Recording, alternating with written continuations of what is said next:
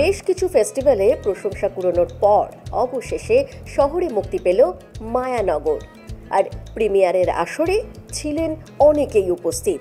তবে এদিনে সবার থেকে নজর কাড়লেন যিনি, তিনি হলেন শ্রীলেখা। তার সাজের মধ্যে ছিল এক অন্য রূপকথা।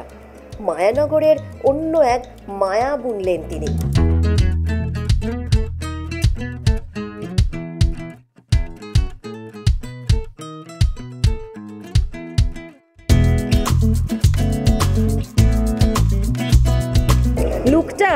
লুকটা আমার তো জানোই, আমি বলেও দিই আমার কোনো স্টাইলিস্ট নেই।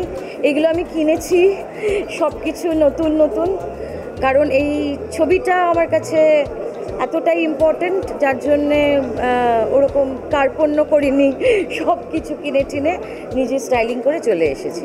কিরম লাগছে আমায়? সত্যি করে মিন করে বলছি।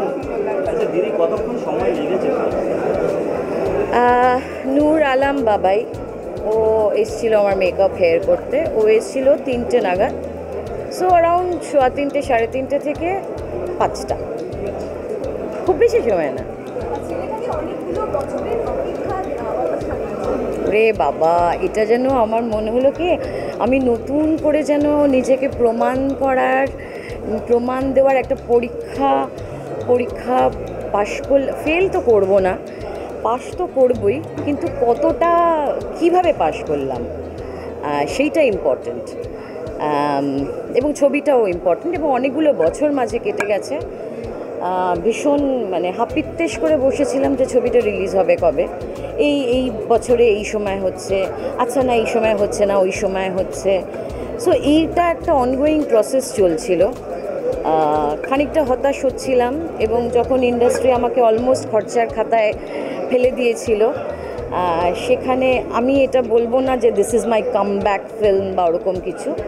একটা ভালো ছবি, বাংলা ছবি, অনেক ধরনের বাংলা ছবি এখন হচ্ছে, কিন্তু এই ছবিটা আমার মনে হয় আজকের এই রাজনৈতিক আর্থসামাজিক সমস্ত কিছুর এই মিলিউটাকে নিয়ে একটা অন্যরকম গল্প বলবে। এবং এটা কিন্তু একা আমার ছবি নয়, এই ছবির মূল প্রোটাগনিস্ট কিন্তু কলকাতা শহর, এবং সেখানে কিছু মানুষ, সেই মানুষগুলো এই শহরে এই চেঞ্জিং কলকাতা, যেটা কলকাতা যে পরিবর্তন হঠাৎ করে ঘটলো, সেই পরিবর্তনশীল কলকাতায় তারা কি কেউ থমকে গেছে, নাকি মেনে মানিয়ে নিয়ে এগিয়ে গেছে, নাকি মানাতে পারছে না, মানাতে চাইছে না। সো এই ছবি শুধু ভার্বোস কিছু ডায়ালগ বললাম, এই করলাম, সেটা নয়। এই ছবির প্রত্যেকটা ফ্রেম, প্রত্যেকটা শট গল্প বলবে। সুতরাং মাথায় এরকম করলে একটা ইম্পর্টেন্ট কিছু মিস হয়ে যাবে। তো এই ছবিটা আমি জানি যে যখন অনেক ধরনের ছবি তো হচ্ছে নিশ্চয়ই, কিন্তু যখন আমরা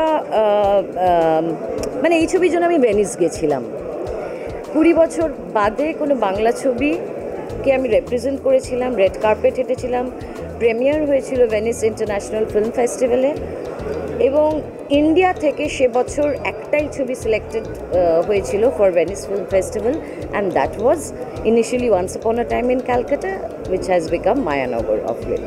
আমি ট্রেলারটা দেখেছি, দুজন প্রিয় মানুষ, একটা অনির্বাণদা, একটা শ্রীলেখাদি আছে। শ্রীলেখাদি মনে হচ্ছে ফাটিয়ে দিয়েছে, আমি জানি না, পুরো ছবিটা আমি দেখতে চাই। আর অনির্বাণদা তো রিসেন্ট টাইমসে আমার নিজের কোঅ্যাক্টর ছিল, আমি জানি কতটুকু ভালো, কীরকম ভালো একজন অভিনেতা। আর আদিত্য বিক্রমের সঙ্গে আমি কাজ করেছি, একটা অ্যাড করেছিলাম, তো যখন আমাকে পাঠিয়েছে এটা বলেছে, আমি বললাম আমি ডেফিনেটলি যাবো দেখি। আমি আদিত্যদার ছবির প্রথম নায়িকা। যাই হোক, আমার কী হয়, আদিত্যদার সব কাজ যে খুব দেখা হয়েছে সেটা নয়, কিন্তু আমি তো প্রশংসা শুনেছি। আর আদিত্যদার প্রথম ছবি এত সাড়া ফেলেছিল মানুষের মনে, এখনও সবাই এই ছবির কথা বলে, তো এক্সপেকটেশনটাও সেরকমই থাকে যে আদিত্যদা নিশ্চয়ই একটু অন্যরকম কিছু পাবো আমরা। মায়ানগর নিয়ে অনেক দিন ধরেই এক্সাইটেড। এটার নাম তো আগে once upon a time in Calcutta ছিল। ভেরি এক্সাইটেড বিকজ আদিত্যদার ছবি আমার খুব ভালো লাগে, আসা যাওয়ার মাঝে বলো কি জোনাকি বলো, এইটা স্পেশালি বিকজ নুরিবেল চেলানের যিনি DOP, camera person, he shot this film. So Nuri Bilge Ceylan Turkish একজন ফিল্ম মেকার, যিনি আমার মানে ওয়ার্ল্ডের most favourite film maker, one of them. So I am very excited to see how he has capture our Calcutta. মায়ানগরে উঠে এসেছে অন্য এক কলকাতার গল্প, অন্য এক শহরের ইতিকথা শোনাবে এই মায়ানগর ছবিটি। তবে শ্রীলেখার সাজ যেন সেরকমই এক ইঙ্গিত দিয়ে গেল এদিন। দেখতে থাকুন মিউজিক বাংলা, এনজয় সারাদিন।